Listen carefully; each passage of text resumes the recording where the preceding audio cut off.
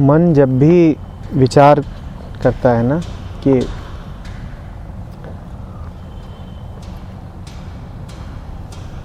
धन्यवाद देना है,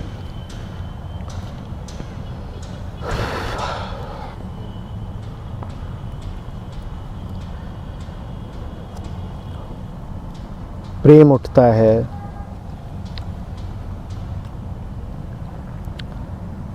तो मन को उसको एक नाम देना ही पड़ेगा।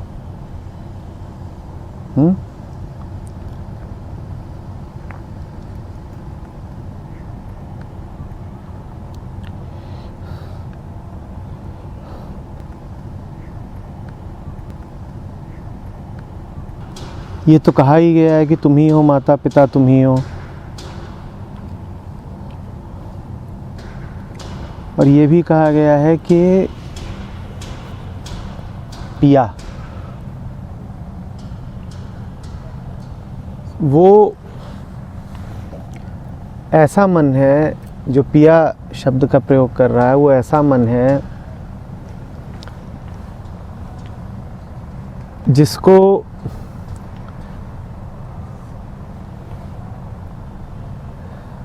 अपने रोज़ के काम धंधों की व्यर्थता समझ में आ गई है, जो एक प्रकार की बेचैनी में जी रहा है।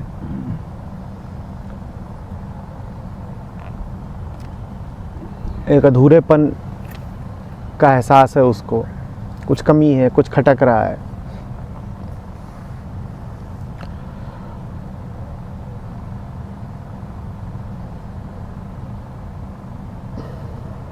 दुनिया रूखी लगती है, दुनिया से जो भी मिला है वो अपूर्ण लगता है।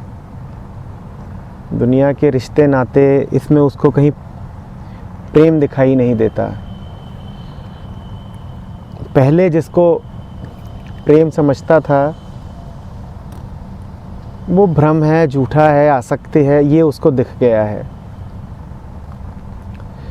जो झूठा है दिख गया है, जो प्रेम नहीं है वो दिख गया है, जो सच्चा है उसकी तलाश है, जो वास्तविक प्रेम है उसकी प्यास है। तो तब जो शब्द है, तब जो रूप है जिसको मन प्रयोग करता है वो है पति का, प्यारे का, पिया का। समझ में आ रही है बात? ये प्रेम का भूखा मन है। जो मन बोध का भूखा होगा, नहीं, वो प्रेम नहीं कहेगा, वो पिया नहीं कहेगा। वो नहीं कहेगा कि घूंघट के पट खोल तो है पिया मिलेंगे। वो कहेगा अंधेरा दूर होगा, वो कहेगा सत्य, वो कहेगा सत्य के दर्शन हो जाएंगे।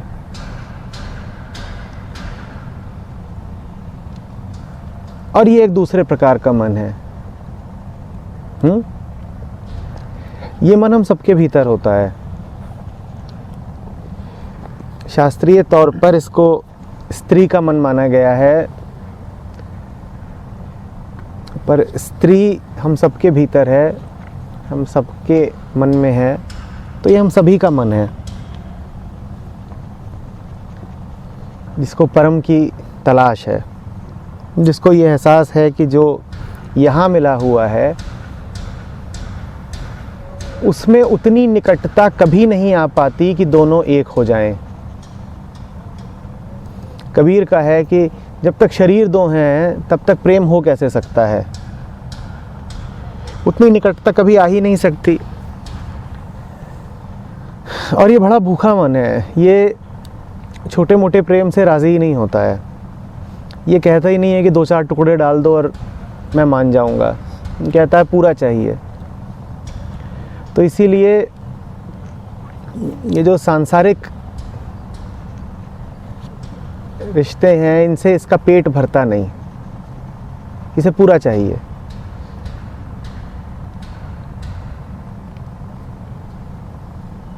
संसार में भी पिया होते हैं, प्रियतम होते हैं, प्रियजन होते हैं, उनको ये मानता नहीं है। कबीरा रे एक सिंदूर की काजल किया न जाए, तन में मन में प्रीतम बसा दूजा कहाँ समाए। अरे ये वाला जो प्रीतम है, जिसके लिए सिंदूर डालती हूँ और जिसके लिए काजल लगाती हूँ, ये छोटा है, ये टुच्चा है। इसके लिए कहाँ से जगह बचेगी। दिख गया कि ये तो उस परम के समक्ष कुछ भी नहीं है। प्रेम तो असली वहीं मिलता है, ये तो कुछ भी नहीं दे पाता, ये तो खुद भिखारी है, मुझे क्या देगा।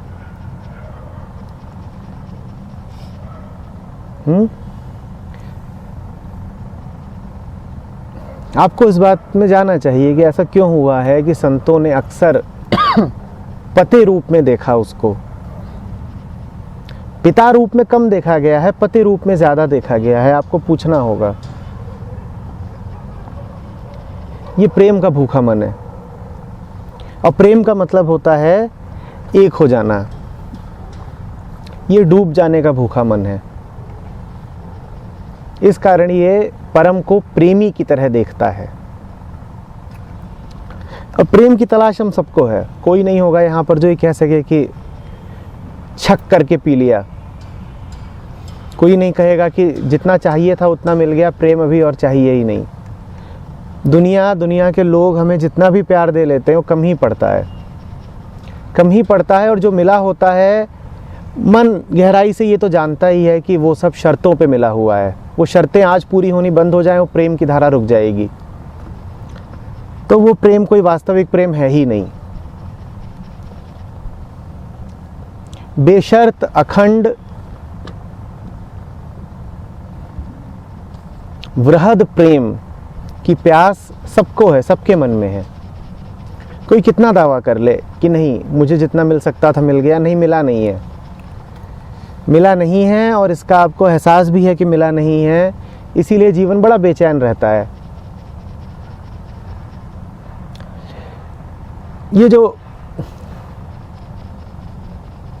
बोधयुक्त मन है, ये जान जाता है कि मिला तो नहीं ही है, जगत से मिलने की संभावना भी नहीं है। जगत के स्रोत तक जाना पड़ेगा, उस परम तक ही जाना पड़ेगा जहां ये मिल सकता है। तो तब फिर ये प्रेम की अभीप्सा अपनी सारी उसकी ओर मोड़ देता है, परम की ओर। कहता है इधर उधर का क्या अपनाना, तुम ही मेरे हो जाओ। 2-4 रुपया क्या मांगना, तुम जो सबसे बड़े धनी हो तुम ही मेरे हो जाओ।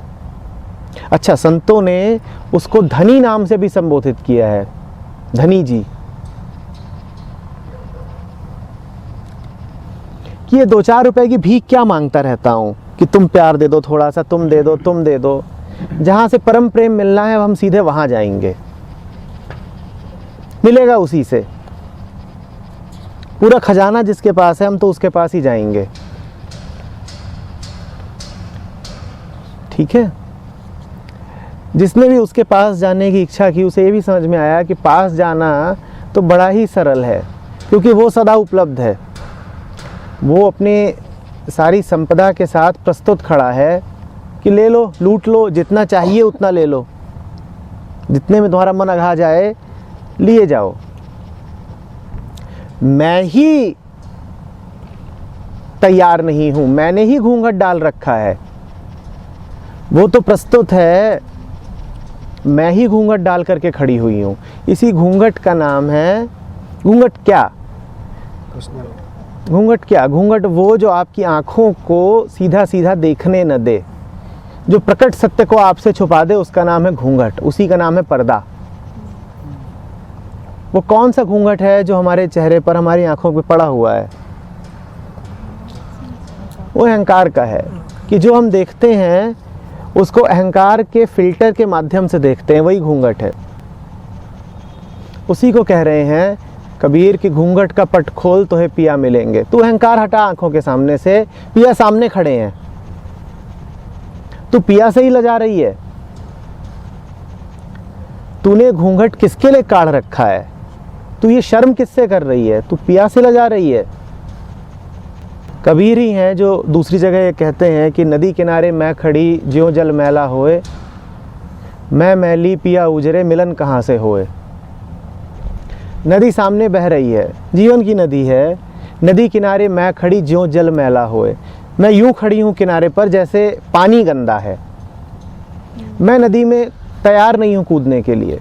और अक्सर हम में से जो लोग नदी में कूदने को तैयार नहीं होते, उनका तर्क यही होता है कि पानी में कोई दोष है। तो कबीर उन्हीं सबसे कह रहे हैं, नदी किनारे मैं खड़ी ज्यों जल मैला होए, मैं मैली। फिर आगे एहसास है पूरा मैं मैली। अरे जल कहाँ मैला है? मैली तो मैं हूँ। मैं मैली पिया उजरे मिलन कहाँ से होए। मैं इतनी मैली और पिया इतने साफ, मिलन हो कहाँ से? मिलन नहीं हो रहा है तो उसके लिए तो मेरा मैल ही जिम्मेदार है ना। मेरा मैल, मेरा घूंघट। बड़ी ईमानदारी की बात है ये। कुछ नहीं मिल रहा है तो उसके लिए दोष मत देना किसी और को। तुम खड़े हो नदी किनारे, तुम डूबने से इनकार करते हो, तुम बहने से इनकार करते हो। पिया सामने खड़े हैं, घूंघट तुम डाल करके बैठे हो। दोष मत देना कि जीवन से मुझे कुछ नहीं मिला। जीवन सदा प्रस्तुत रहा है, शर्तें तुमने सामने रखी हैं। तुमने कहा है कि ऐसा हो तभी सुख मनाऊंगा। तुमने कहा है कि ये गड़बड़ है, ये नहीं चाहिए, वो चाहिए। और तुमने कभी ध्यान से देखा भी नहीं है। तुम्हारी आंखों में कीचड़ है, तुमने उसको जल का कीचड़ मान लिया कि नदी गंदी है। नदी किनारे मैं खड़ी ज्यों जल मैला होए, मैं मैली पिया उजरे मिलन कहाँ से होए। तो मिलन नहीं हो रहा है तो उसकी बस एक ही वजह है कि मिलन तो उन्हीं में हो सकता है जो कुछ कुछ एक जैसे हों। रोशनी का और अंधेरे का कहाँ मिलन होगा? कैसे होगा? कुछ तो पिया जैसे हो जाओ ना, तो मिलन हो जाएगा। देखो पिया की ओर कि वो कैसे, कि वो दिए जा रहा है, तुम्हारे जीवन में है, सब उसको मिला है और तुमसे उसे किसी धन्यवाद की भी अपेक्षा नहीं है। तुम कभी बोल दो सो अलग बात है, पर वो भी अक्सर तुम बोलते नहीं। प्रार्थना भी करते हो तो झूठी होती है, वो भी एक रिचुअल होती है कि सुबह उठकर प्रार्थना कर दी। वो फिर भी दिए जा रहा है।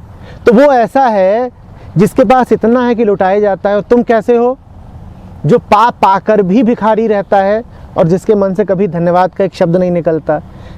तुम्हारा मिलन कैसे होगा पिया से? अब इतना अंतर है,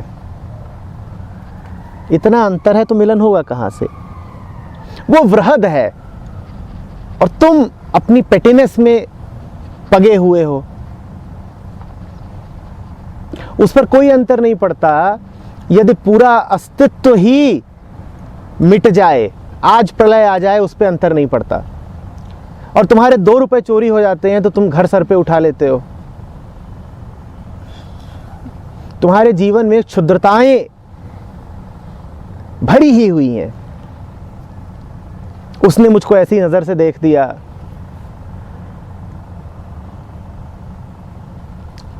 उसने मेरे दाल में नमक ज्यादा डाल दिया। तुम्हारे जीवन इन बातों से भरा हुआ है। और वो ऐसा है कि सब बना भी रहा है, सब मिटा भी रहा है।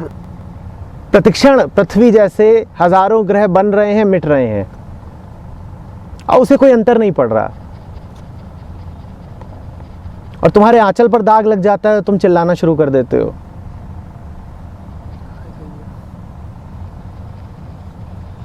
उसके लिए कहीं कुछ गंभीर है ही नहीं और तुम्हारे लिए जिंदगी बड़ी गंभीर है, तनाव युक्त है।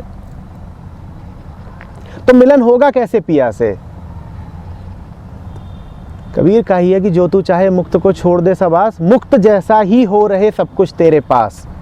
उसको चाहते हो तो उसके जैसे हो जाओ, जो उससे मिलने का इच्छुक हो उसे उस जैसा होना पड़ेगा।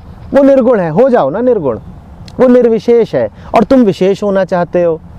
तुम कहीं बैठो, तुम्हें जरा सा मान सम्मान न मिले, तुम रूठ जाते हो, और उसके मंदिर तुम रोज तोड़ते रहो, उसे कोई अंतर नहीं पड़ता। वो कहता है तुम तोड़ क्या रहे हो, मैं कोई उस मंदिर में हूं? रोज तोड़ो, क्या अंतर पड़ेगा? कल दो चीजें हुई जो तुम लगातार कुछ होने के लिए उत्सुक हो, और होने का अर्थ इतना ही होता है कि सीमित होना। वो पूरी तरह मिट जाने के लिए भी राजी है और पूरा पूरा बट जाने के लिए भी राजी है। वो लगातार पूरी तरह मिटा भी हुआ है और वो इतना है कि पूरी तरह बटा भी हुआ है, सबको मिला हुआ है। तुम ना मिटने को राजी हो ना बटने को राजी हो। मन इतना छोटा है कि वो बट नहीं सकता, और अहंता की भावना इतनी तीव्र है कि मिट नहीं सकते। तो मिलन कहां से हो? पिया से।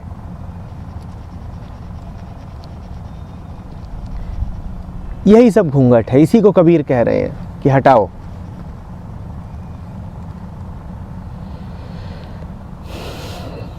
घट घट में तेरे साईं बसत हैं, कटु वचन मत बोल रे। मत दोष दो किसी और को, कटु वचन मत बोलो। मत बोलो कि अभागे हो, अभागे वगैरह कुछ नहीं हो। आंख बंद करे बैठे हो बस। घट घट में तोरे साईं बसत हैं। जो भी घट मतलब जो भी कुछ दिखाई पड़ता है, शरीर को भी कबीर घट बोलते हैं, जगत भी घट रूपी ही है। एक एक अणु में वही तो बसा हुआ है, और कौन है? The essence of everything. तुझे अगर दिख नहीं रहा अंधे, तो दोष उसका है क्या? वो तो लगातार सामने बसा हुआ है ना, जिधर देखेगा उधर ही वो है। उसके बाद भी पिया तुझे मिल नहीं रहे, तो दोष किसका है?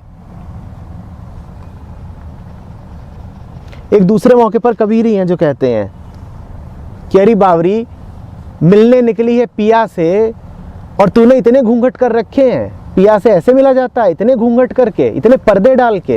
ये क्या तू लाज में, और लाज का अर्थ यही है संसारिकता। संसार नहीं तो लाज सिखाई ना। छोटा बच्चा तो निर्लज्ज होता है, वो नंगा घूमेगा, वो नहीं कहेगा कि मुझे अपनी इज्जत की बड़ी परवाह है कि कोई मुझे दो गंदे शब्द ना बोल दे।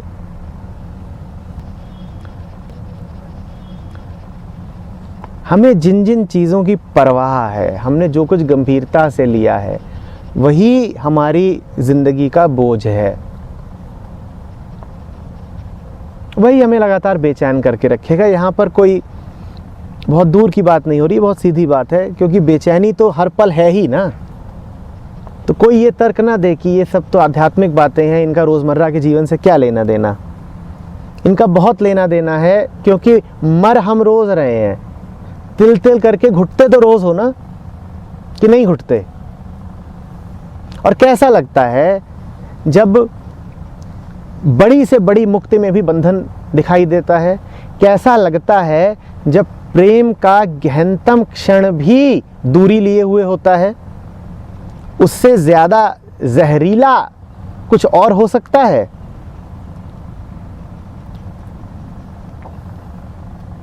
उससे ज़्यादा गिरी हुई कोई और अनुभूति हो सकती है कि ऊंचे से ऊंचा जो मैं पा सकता था वो मेरे सामने है, और उसके बाद भी बड़ी बेचैनी है। जिस बड़ी से बड़ी जगह में घूमने जा सकता था वहां पहुंच गया, लाखों खर्च करके घूमने पहुंच गया, और वहां पहुंच कर भी दिल रो ही रहा है। इससे बुरा कुछ हो सकता है? जिस प्रेमी से मिलने की बड़ी तलाश थी, वो मिल गया और उसके मिलने के बाद भी बेचैनी बनी ही हुई है, इससे बुरा कुछ हो सकता है? तो ये कोई सी और दुनिया जहान की बातें नहीं है कि ये तो आध्यात्मिक बातें हैं, ये अभी की बात हो रही है। ठीक है, कुछ भी ऐसा होता है, पूछ लीजिएगा अपने स्टूडेंट से, कुछ भी ऐसा होता है जो बिल्कुल खाली कर दे, जो आखिरी हो, जिसमें तुम कहो कि इतना मिल गया कि और नहीं चाहिए, और अगर तुम्हें अभी और चाहिए तो इसका मतलब भूखे ही रहे ना। कभी इतना मिलता है तुम्हें कि तुम कहो और नहीं चाहिए? प्यार हो, आनंद हो, सत्य हो, मुक्ति हो, रुपया हो, पैसा हो, कुछ भी कभी तुम्हें इतना मिलता है कि तुम कहो अब और नहीं, अब आगे इससे कुछ भी ना मिले तो भी हम पूरे हैं? कभी ऐसा होता है? कभी नहीं होता ना। रहते तो हमेशा भूखे ही हो। तो दुख में तब कहते हैं कि और नहीं। जरूरत जब दुख गहरा होता है तो तुम्हें बहुत सारा और चाहिए। क्या? ये वो लोग हैं जो परम सुख के अभिलाषी हैं। ये यही तो बता रहे हैं ना कि तुम्हारे तो उन क्षणों में दुख है ही जहां तुम्हें दुख दिख रहा है। जहां आप कह रही हो कि बहुत दुख है, तब तो दुख है ही। जब आप दावा करते हो कि सुख है, तब भी दुख है। और ये देख पाने के लिए बड़ी सेंसिटिविटी चाहिए। जो आम आदमी है वो तो कहता है अरे नहीं नहीं, अभी तो बड़े सुख का मौसम चल रहा है। उसकी आंखें सूनी है, उसको दिखाई भी नहीं पड़ता। वो मुंह से चिल्ला रहा होगा खुशियां खुशियां, और हाथ एक जेब पर होगा, रुपए कितने खर्च हो रहे हैं। अगर इतने खुश हो जाते तो हाथ जेब पर होता। मुंह से तो चिल्ला रहा होगा प्यार मिल गया, प्यार मिल गया, और जो मिल गया है उसका बैकग्राउंड चेक भी करा रहा होगा।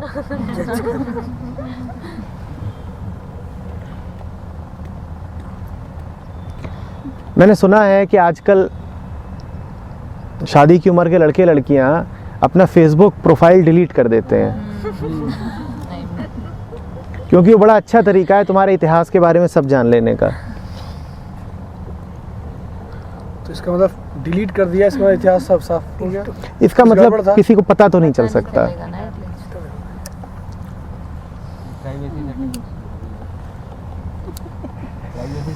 वो तो हाँ, तुम friends- ज़्यादा ठीक बता पाओगे।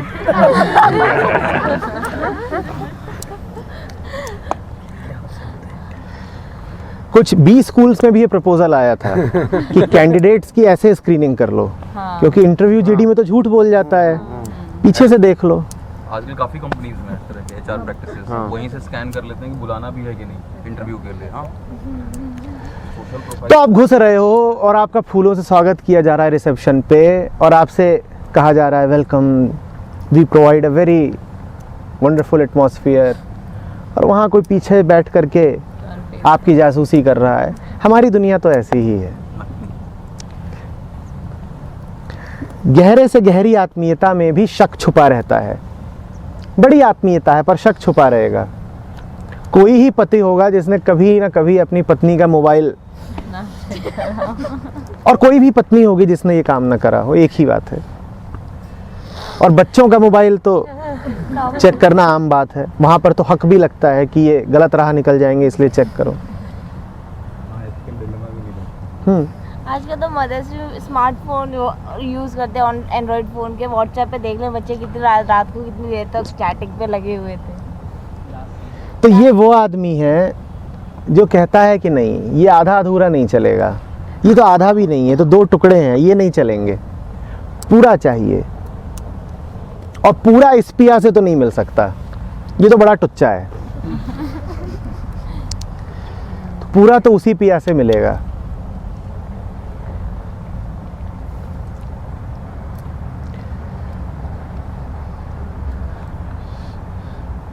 यहाँ वाला पिया तब आकर्षित होता है जब आप घूंघट डालते हो, वहाँ वाला तब आकर्षित होता है जब घूंघट हटाते हो। दोनों में अंतर यही है। यहाँ वाला कहता है और घूंघट डाल, देखने और की लालसा और बढ़ेगी। हाँ, तू जितने घूंघट डाले, क्योंकि ये आपको जानता ही नहीं ना, ये आपको बस घूंघट के रूप में ही जानता है। बात को समझिएगा, आपके जितने रिश्तेदार हैं वो आपको कहाँ जानते हैं, आपके घूंघटों को ही तो जानते हैं ना। उन्हीं घूंघटों को उन्होंने नाम दे रखा है कि आप हो। और वो वहाँ वाला जो है वो कहता है एक एक करके जितने घूंघट है सब हटाओ, जब बिल्कुल बच्चे जैसे हो जाओगे तब हम तुम्हें मिल जाएंगे। दुनिया के संबंध कहते हैं घूंघट डालो, नकली चेहरे पहनो। वो कहता है सारे हटाओ नकली, तब मैं मिलूंगा। दोनों में इतना ही अंतर है।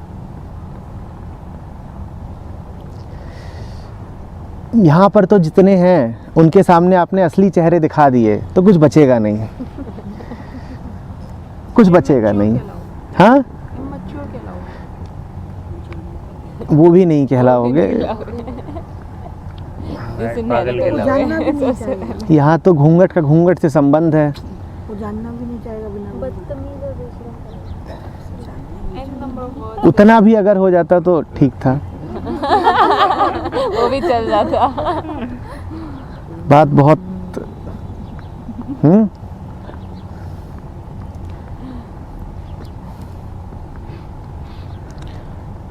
ये दुनिया तो गाती है पर्दे को रहने दो, पर्दा ना हटाओ। पर्दा जो हट गया तो भेद खुल जाएगा। और वो कहता है पर्दे रहने मत दो, सारे हटा दो। तो आप देख लीजिए आपको किधर को जाना है। मगर नाम बड़ा अच्छा दिया है, कैरेक्टर लेस।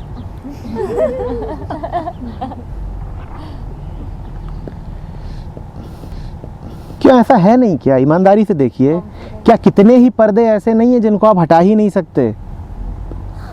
आपको अच्छे से पता है इन बातों की चर्चा मुझे करनी ही नहीं है। आपका प्यारा से प्यारा होगा, बेटा बेटी, पति पिता, माँ, कुछ बातों की चर्चा ही नहीं कर सकते आप। उन पर्दों का होना बड़ा ज़रूरी है। उन मुद्दों को आपने छेड़ दिया तो आग लग जाएगी, बात निकलेगी तो फिर दूर तलक जाएगी। क्या ऐसा नहीं है? क्या वाकई पर्दे हट सकते हैं? तो हमारे जो संबंध हैं वो तो घूंघट के संबंध हैं। रिश्ता कायम ही तभी तक है जब तक उन मुद्दों की कोई बात नहीं की जा रही। जिस दिन आपने उन मुद्दों को छेड़ दिया कि आओ ज़रा वो वाली बात भी करते हैं, रिश्ता खत्म हो जाएगा। तो ये रिश्ता ही नकली है, झूठ का है, घूंघट का है।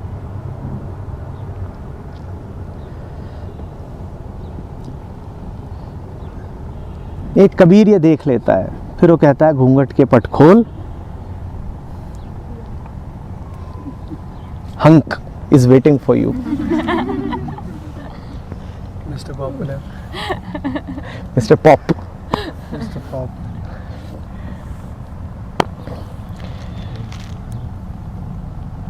कल एक जब डिस्कोर्स चल रहा था उसमें सुन रहे थे और एक अपार से बात हो रही थी, उसमें था एक कॉमन चीज़ थी कि हमारा जो जैसे हम मौजी होते हैं या फिर स्वतंत्र होते हैं, तो वो भी इस कंडीशन पे होता है कि दूसरा अस्वतंत्र रहे। वो कल जो वो डिस्कोर्स में एग्जांपल दे रहे थे वो ये था, वो जो यूएस में हिप्पीज़ होते हैं वो हिप्पी इसीलिए हो पा रहे हैं क्योंकि एक पूरी व्यवस्था कायम है। अगर उनका आप जब स्वतंत्र होते हो, आप कहते हो कि मैं फ्री हूँ, तो वो डिपेंड, आप चाहोगे कि दूसरा अनफ्री रहे। अगर दूसरा भी फ्री हो गया तो आपकी फ्रीडम जो आपको लग रहा है फ्रीडम है वो किसी वैल्यू की नहीं रह जाती। ये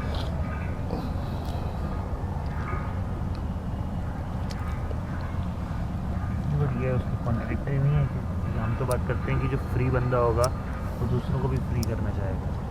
वो वाला फ्रीडम नहीं है ना, वो आइडेंटिटी वाला है, कि I am free Because I bunked the class that way. because I can. I bunked the class, I am free, but please give me internals, huh? You are not free for that. So but then I have enough attendance, hence I can bunk the class. And so I have attended enough. I have saved enough money so I can retire. So I can retire. दोनों एक ही नहीं है। उसका बाप घर में बोल रहा है, बाप की उम्र भी हो गई है 50-55 की, बाप बोल रहा है I have enough money so I can retire. बेटा बोल रहा है I have enough attendance so I can bunk. बाप बड़ा हुआ है क्या? बाप बड़ा हुआ है? बताइए।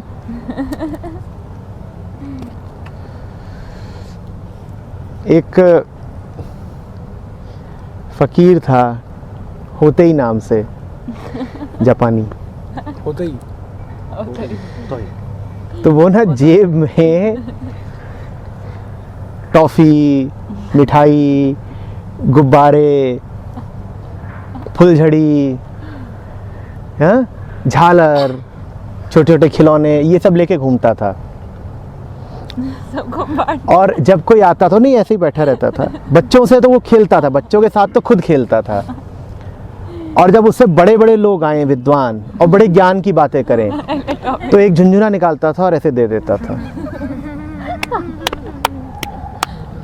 हो गया तुम्हारा काम। This is new. तुम्हें यही चाहिए।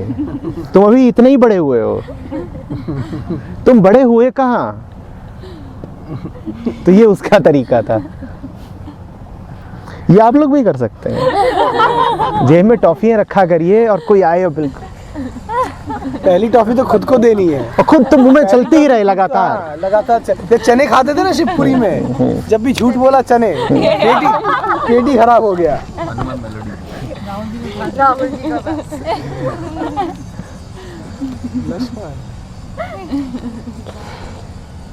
धूप धूप से ब्लश।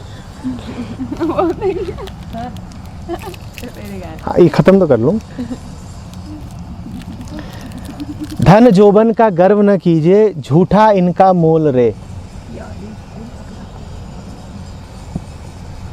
ये तो समझा ही ले जाएंगे। इनका मोल झूठा इसलिए है क्योंकि उतना ही है जितना दूसरे करें। आज अगर 1000 रुपए का नोट आरबीआई घोषित कर दे कि अब प्रचलन में नहीं रहेगा, आपके धन की कोई कीमत है? कोई ऐसा धन है आपके पास जिसको यदि दूसरे मान्यता न दें तब भी रहेगा? कोई सा धन बताइएगा। आप कहेंगे कि अच्छा मैं जो हूँ वो मेरा धन है। वो क्या धन है? मैं तो बड़ा मुसलमान हूँ, मैं बड़ी सुंदर हूँ। तुम सुंदर हो, तुम्हें कैसे पता? दूसरों की नज़रों से ही तो देखा ना अपने आप को। आज अगर दूसरे कहना बंद कर दें कि तुम सुंदर हो, तुम क्या तब भी सुंदर रहोगी? तो इसीलिए धन को और जोबन को कबीर ने एक साथ रखा है कि इनका गर्व मत करो। ये दोनों दूसरों द्वारा दी गई मान्यताएं हैं।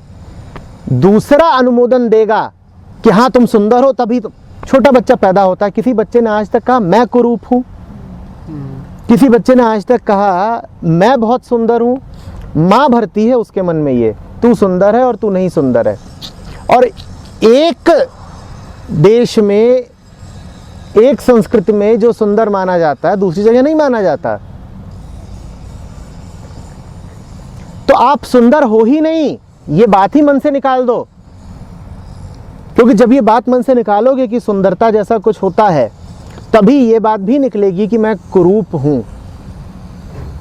जिसने भी अपने आप को सुंदर माना, उसने अपने आप को आमंत्रण दे दिया है, हमेशा तो नहीं सुंदर रहोगे, झुर्रियां आने ही लगी हैं। अगर आज सुंदर हो तो कल कुरूप होना पड़ेगा। जिसे कुरूप होने से बचना है वो ये मानना छोड़ दे कि वो सुंदर है, क्योंकि वैसे भी सुंदर हो नहीं, तुम्हें पढ़ा दिया गया है कि सुंदर हो। तुम वैसे भी धनी हो नहीं, दूसरों ने बता दिया है कि ये जो नोट हैं हम इनको मान्यता देते हैं। आप सोचो ना, आप बाजार में निकलो और आपके पास इतनी बड़ी गड्डी है और आप वो किसी को दिखा रहे हो, कह रहा है हम लेते नहीं है, रद्दी वाले नहीं हम। तो क्या कुछ भी बचा आपके पास? धन और जोबन दोनों यही हैं कि दूसरों की नजर से अपने आप को देखा जा रहा है। धन जोबन का गर्व न कीजिए, झूठा इनका मोल रे। जोबन हम अगर किसी यौवन, हाँ, हम अगर किसी को कह रहे हैं कि ये सुंदर है और ये सब है, हम और पक्का करना चाह रहे हैं कि यही कैटेगरी रहे सुंदर वाली।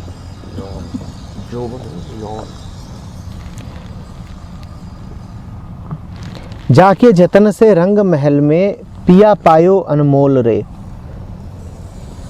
यही जो संसार है, इसी को रंग महल कबीर कहते हैं। और रंग महल उनका बड़ा प्यारा शब्द है, एक नहीं कई बार उन्होंने इसका प्रयोग किया है। रंग महल, ये रंग महल है। और इसको वो ऐसा रंग महल कहते हैं जो अपने आप में बस दिखाई पड़ता है, उसमें कुछ खास है नहीं, लेकिन उस रंग महल के केंद्र में उसका एक मालिक बैठा है, राजा बैठा है, उसी को पिया कहते हैं। कबीर कह रहे हैं रंग महल में आए हो तो दीवारों दीवारों को क्या छूते रहते हो।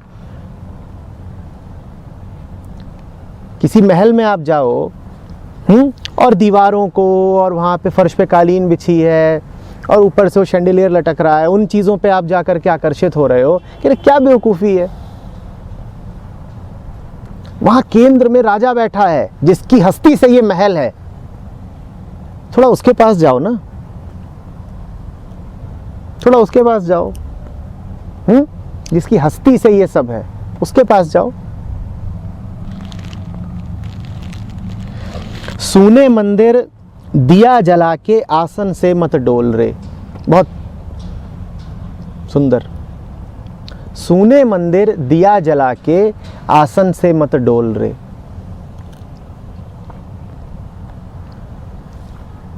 याद रखिएगा, सूना मंदिर बोला है जहां कुछ नहीं है, न मूर्त न अमूर्त। मंदिर ऐसा जो बिल्कुल खाली जगह हो, मंदिर ऐसा जो बिल्कुल खाली जगह हो, और खाली ऐसे ही नहीं कि आंखों से खाली है, जहां तुम भी खाली हो जाओ, ऐसा मंदिर। वहां दिया जलाओ और अपने आसन पर बैठे रहो। सूने मंदिर जो दिया जलता है वही हम हैं। मध्य में रोशनी और बाहर जो कुछ है उसकी निस्सारता का पता होना। सूने मंदिर से ये अर्थ है कि जो उसका केंद्र है, जो मंदिर का गर्भगृह है, वहाँ प्रकाश है, वहाँ ज्योति है, वहाँ आप हो, वहाँ बोध है, वो असली आप हो, वो मैं है। और बाहर बाहर जो है वो खाली है, वहाँ भीड़ नहीं भर रखी, वहाँ भीड़ नहीं भर रखी। तो जीवन के लिए कबीर ने बड़ा बढ़िया चित्र खींचा है, देखिए उसको चित्र को। सूना मंदिर जिसके मध्य में ज्योति जल रही है। जियो तो ऐसे जियो,